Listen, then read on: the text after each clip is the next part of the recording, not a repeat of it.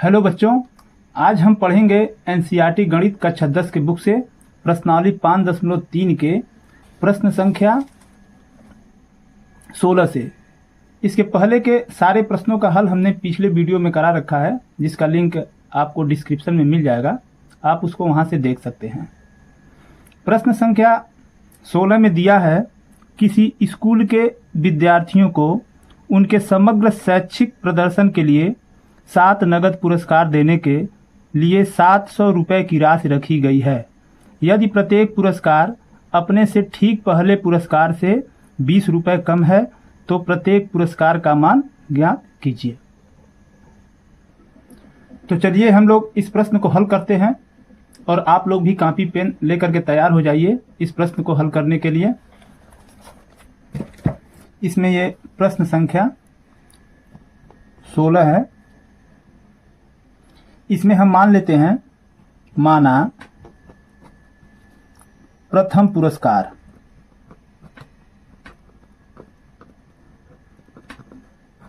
बराबर ए, जो उसमें पुरस्कार रखा गया है तो उसका प्रथम पुरस्कार हम ए मान लेते हैं। और यहां पर पुरस्कारों की राशि में अंतर कितना है?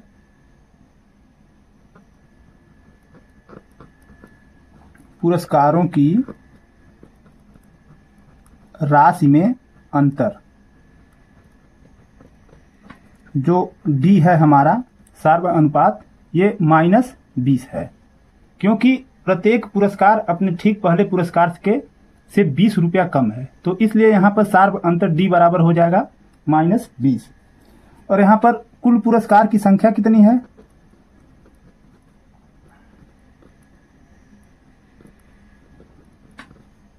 कुल पुरस्कार की संख्या जो हमारा यन है, यन बराबर 7। यहां पर कुल कितने पुरस्कार हैं? 7 पुरस्कार हैं। और पुरस्कार की कुल राशि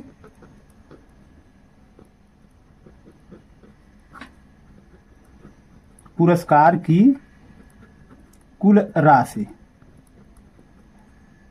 बराबर दिया है यहां पर 700। कुल पुरस्कार की राशि है 700 रुपए। इसे हम यस यन से दर्शाएंगे, तो ये होगा हमारा यस यन बराबर 700। अब यस यन के जगह पर हम फार्मूला लिखेंगे, यन बटे 2 ब्रैकेट में 2a प्लस यन -1 इंटू डी बराबर ये 700 है। अब यहां पर यन के जगह पर हम क्या रखेंगे? 7 रखेंगे। तो चलिए 7 को रख देते हैं, ये 7/2 होगा। 2 गुणे ए के जगह पर तो हमारा ए रहेगा, क्योंकि हम प्रथम पुरस्कार ए माने हैं, तो ये 2a होगा। और प्लस यन के जगह पर 7 - 1, और डी के जगह पर हम लिखेंगे ये -20। यहाँ पर लिखेंगे ये -20 बराबर 700। ये 7/2 को हम पाछांतर कर लेते हैं, तो यहाँ मिलेगा 2a प्लस 7 में से 1 को घटाएंगे तो 6 गुणे ये -20 हो गया बराबर ये 700 गुणे ये 7/2 को जब पाछांतर करेंगे तो 2 ऊपर चला जाएगा और 7 नीचे। अब यहाँ पर 7 से 700 को काटेंगे 100 बार में, और यहाँ मिलेगा आपका 2a प्लस ये प्लस का गुणा माइनस में माइनस, अब 20 में 6 का गुणा होगा तो ये 120 होगा बराबर ये 100 का गुणा 2 में 200 हो गया। अब 120 को पाछांतर करेंगे, यानी 2a बराबर ये 200 ये प्लस 120 हो जाएगा।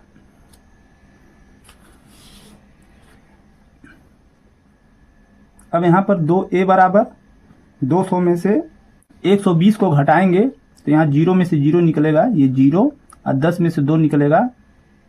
यहाँ पर घटाना नहीं है, जोड़ना है, तो ये 0 हो गया और ये 2 हो गया आपका, और ये 2 1 3, यानी 320 हो गया। 200 में 120 को जोड़ेंगे तो ये 320 हो गया। अब इसे a बराबर यानी 2 को पाछांतर करेंगे तो 320/2 हो जाएगा, काट देंगे तो ये 160 हो जाएगा। a बराबर 160।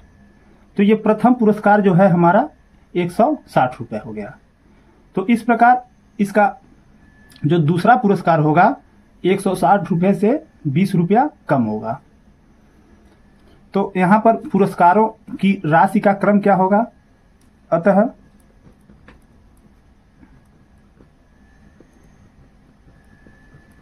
पुरस्कारों की राशि का क्रम, यहाँ आपका पहला पुरस्कार होगा 160 रुपये और दूसरा पुरस्कार इससे 20 कम होगा यानी 140 रुपये, और तीसरा पुरस्कार फिर इससे 20 कम होगा यानी 120 रुपये, और फिर ये चौथा पुरस्कार आपका हो जाएगा 20 घटा देंगे तो 100 रुपया, ये पांचवा पुरस्कार 80 रुपये,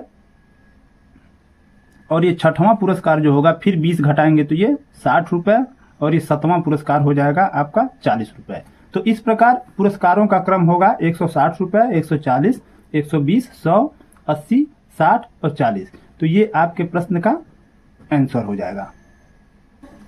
अब हम इसके अगले प्रश्न की तरफ बढ़ते हैं, लेकिन उससे पहले यदि आप लोग चैनल पर नए हैं तो कृपया वीडियो को लाइक कीजिए और चैनल को सब्सक्राइब कीजिए ताकि सारे अपडेट मैं आप तक पहुंचा सकूं।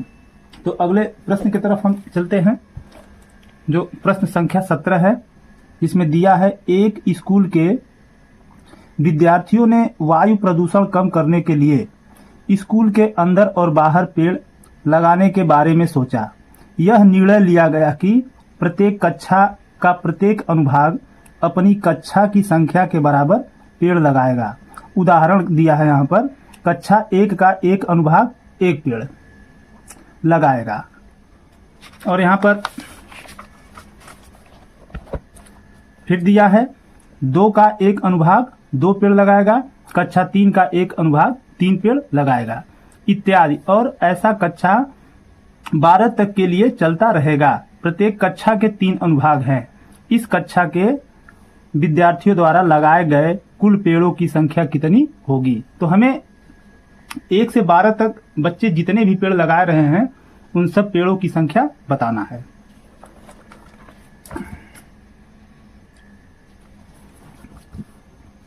ये आपका प्रश्न संख्या 17 है। ये आप लिखेंगे, कक्षा 1 से 12 तक के विद्यार्थियों द्वारा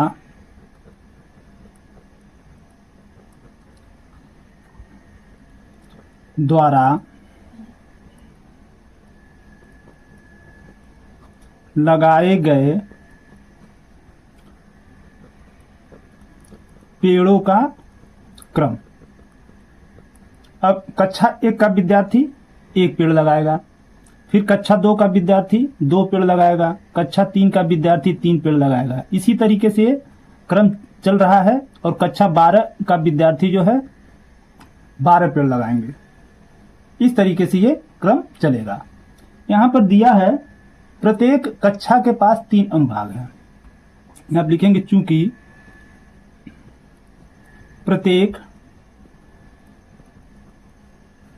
कक्षा में 3 अनुभाग हैं, इसलिए लगाए गए पेड़ों का क्रम। इसमें पेड़ों का क्रम क्या होगा? इसमें हम 3 का गुणा करेंगे, यानी कक्षा 1 के प्रत्येक अनुभाग 1 पेड़ लगा रहा है, तो 3 अनुभाग है तो ये 3 पेड़ लगाएंगे। तो इसमें हम 3 का गुणा करेंगे तो ये 3 हो जाएगा। फिर कक्षा 2 के प्रत्येक अनुभाग द्वारा 2 पेड़ लगाया जा रहा है, तो 3 अनुभाग हैं तो 3 का गुणा 2 में करेंगे तो ये 6 होगा। इस प्रकार 3 तियां 9 होगा। ऐसे ये क्रम चलता जाएगा, और ये 12 तियां 36। इस प्रकार से पेड़ लगाए जाएंगे। तो यहाँ पर कह रहा है कुल पेड़ों की संख्या हमें बतानी है। तो यहाँ पर देखते हैं, ये जो क्रम है ये समांतर श्रेणी में है। तो यहाँ पर a बराबर आपका क्या होगा? 3, और d बराबर क्या होगा? दूसरे पद यानी 6 में से 3 को घटाएंगे तो ये मिल जाएगा 3। यहाँ पर n बराबर कितना है? 12, क्योंकि कुल कितनी कक्षाएं हैं? 12 कक्षाएं हैं। तो यहाँ पर लिखेंगे, अतः कुल पेड़ों की संख्या, हमें कुल पेड़ों की संख्या बतानी है, तो यहां पर हम फार्मूला प्रयोग करेंगे। यहां पर एक चीज और देखते हैं, ये यल जो है हमारा, ये अंतिम पद जो है 36 है, थोड़ा और आसान हो जाएगा। तो यहां पर कुल पेड़ों की संख्या यस एन बराबर फार्मूला प्रयोग करेंगे n/2, अब ब्रैकेट में a प्लस यल। ये फार्मूला इसलिए हम प्रयोग किए हैं क्योंकि यहाँ पर अंतिम पद यल बराबर 36 दिया है, तो आपके लिए और आसान बन जाएगा। तो यहाँ पर यस 12 बराबर n की जगह पर हम क्या लिखेंगे 12, तो ये 12/2 होगा, और ब्रैकेट में a की जगह पर हम क्या लिख देंगे 3, यहाँ पर 3 लिख दिए, अब प्लस यल की जगह क्या लिख देंगे 36, यहाँ 36 हो जाएगा। यहाँ पर d को रखने की कोई जरूरत नहीं है। अब ये 2 से हम 12 को काटेंगे तो 6 बार में कटेगा, और यहाँ पर आएगा आपका 6 × 36 में 3 को जोड़ेंगे तो ये 39 हो जाएगा, और यहाँ पर 6 का गुणा 39 में करेंगे तो 6 × 9 = 54 को 4 और 6 × 3 = 18, 18 × 5 = 23, यानी कुल 234 पेड़ लगाए जाएंगे। यानी कक्षा 1 से 12 तक के बच्चों के द्वारा कुल 234 पेड़ लगाए जाएंगे। ये आपका आंसर हो गया। हमें आशा है कि आप लोगों को सारे प्रश्न समझ में आ रहे होंगे। तो हम अगले प्रश्न की तरफ बढ़ते हैं, जो प्रश्न संख्या 18 में दिया है।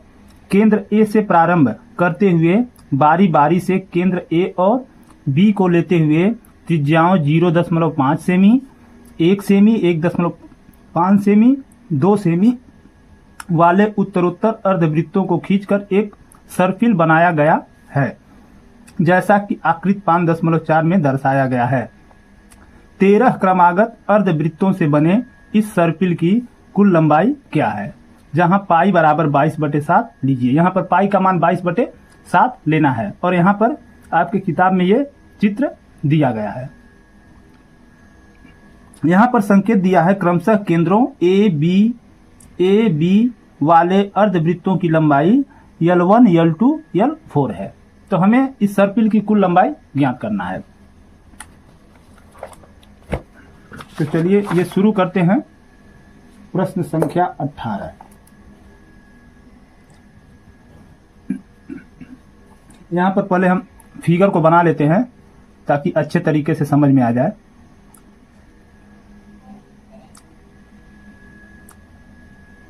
यहां पर पॉइंट ए है। एक बार ए को केंद्र मानकर, इस ए को केंद्र मानकर इस प्रकार अर्धवृत्त खींचा गया, और ये बी है, यानी इसकी त्रिज्या यहां से ए से लेकर के बी तक त्रिज्या कितना है? ये 0.5 है। ये त्रिज्या 0.5 है। फिर क्या हो गया? अब बी को केंद्र मान लिया गया। अब इसके बाद बी को केंद्र मान लिया गया, इसे हम सी मान लेते हैं, यानी ये बी सी त्रिज्या बन गया। तो अब ये सर्पिल इस तरीके से बन रहा है, ऐसे बन रहा है, इस तरीके से। अब फिर अब यहां से लेकर के ये त्रिज्या आपका मिल गया 1 सेमी। ये त्रिज्या कितना मिल गया? यहां से लेकर के यहां तक ये त्रिज्या आपका हो गया 1 सेमी। फिर इसी प्रकार से ये सर्पिल बढ़ रहा है, इस तरीके से, इस तरीके से ये सर्पिल बढ़ रहा है। तो यहां पर ये जो अर्धवृत्त बना है, ये क्या है? L1 है। फिर ये क्या है? L2 है। फिर ये L3 है, और इस प्रकार से ये बढ़ते हुए जा रहा है। तो ये क्या बन गया आपका? L4। कुल मिला जुला करके 13 क्रमागत अर्धवृत्त हैं। इसमें कुल कितने क्रमागत अर्धवृत्त हैं? 13 क्रमागत अर्धवृत्त हैं। तो हमें ये सर्पिल की कुल लंबाई ज्ञात करना है। तो यहां पर लिखेंगे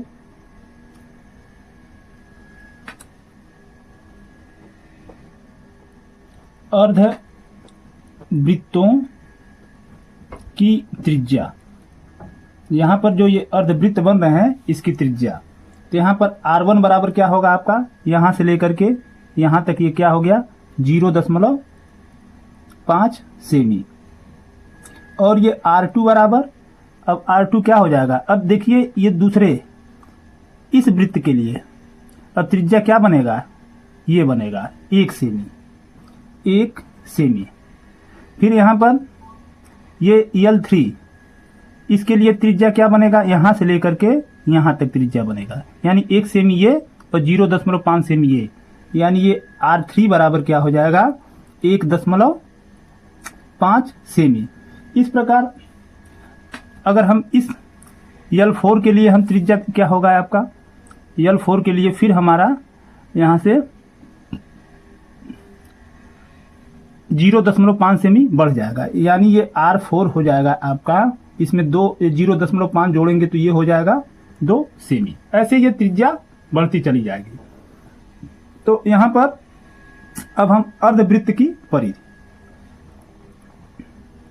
अर्धवृत्तों की परिधि बराबर, यानी ये L1 हम निकालेंगे। तो अर्धवृत्त की परिधि क्या होता है, फार्मूला 1/2 गुणे 2 पाई r। यहाँ पर 1/2 गुणे 2 पाई r। तो यहाँ पर 2 से ये 2 को काटेंगे और ये पाई के जगह पर क्या हम लिखेंगे, जो कि इस प्रश्न में दिया है 22/7, तो पाई के जगह पर हम लिख देंगे 22/7। और ये R1 है, पहले ये अर्धवृत्त L1 के लिए ये R1, तो R1 की जगह पर हम क्या लिखेंगे 0.5, तो यहाँ गुणे 0.5। अब ये 22 में हम 0.5 का गुणा करेंगे तो यह 11.0/7 होगा, जिसे आप क्या लिख सकते हैं 11/7 सेमी। तो ये जो हमारा निकल कर आया है ये L1 की लंबाई निकल कर आया है। पुनः हम L2 निकालेंगे, इसके लिए क्या होगा 1/2 गुणे 2 पाई, 1/2 गुणे 2 पाई R2। अब यहाँ पर 1/2 गुणे 2 गुणे पाई के जगह पर 22/7 और गुणे R2 के जगह पर क्या रखना है आपको 1 सेमी। तो यहाँ पर गुणे हो जाएगा 1, ये 2 से 2 कटेगा और इसमें 22 में 1 का गुणा करेंगे तो ये 22/7, ये L2 हो गया। फिर L3 बराबर यहाँ पर होगा 1/2 गुणे 2 पाई R3। एक 2 से 2 काट देते हैं और पाई की जगह पर 22/7 गुणे R3 की जगह क्या रखना है 1.5, R3 की जगह पर रख देना है ये 1.5। तो यहाँ पर 1.5 लिख देंगे। अब इसका गुणा कर देते हैं 15 दूना 30, अब 15 दूना 30 3 33, एक अंक पर दशमलव, यानी 33/7 हो जाएगा, या इसको ये 0 हटा दीजिए, ये 33/7। तो इस प्रकार इसमें अर्धवृत्त की परिधि का क्रम इसी तरीके से बढ़ता चला जाएगा। तो यहाँ आप लिखेंगे अतः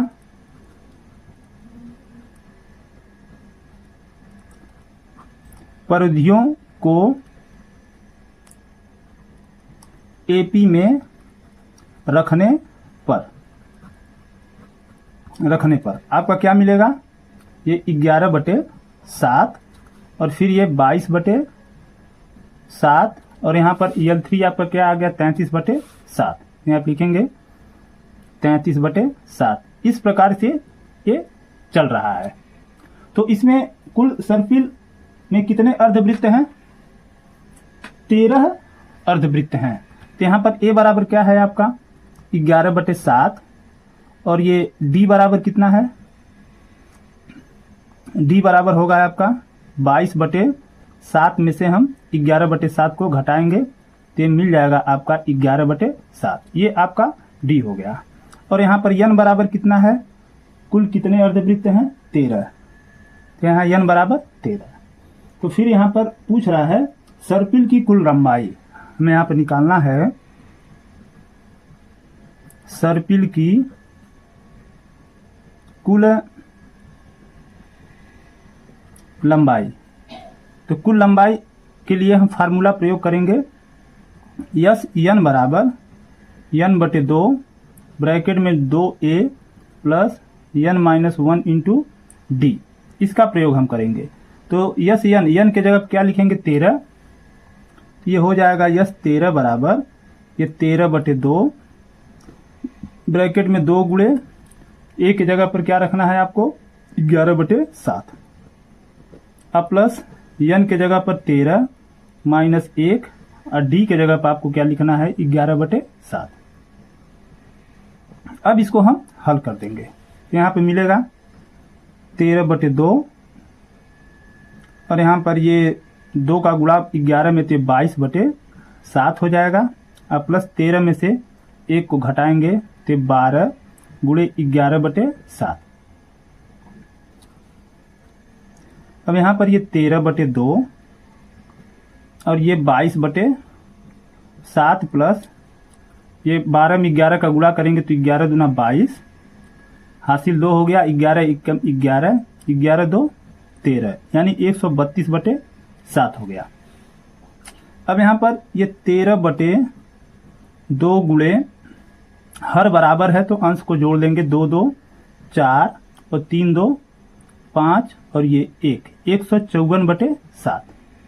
अब यहाँ पर हम क्या करते हैं 2 से 154 को काटेंगे, 2 सत्ते 14, 1 बच गया, फिर 2 सत्ते 14, 77 बार में कटा और 7 से 77 को काटेंगे 11 बार में, और यहाँ पर 11 का गुणा 13 में कर देंगे तो 11 3 33 को 3, 11 एकम 11, 11 और 3 14, यानी 143 सेंटीमीटर, यानी कुल सर्पिल की लंबाई आपका क्या होगा 143 सेंटीमीटर, ये आंसर हो गया।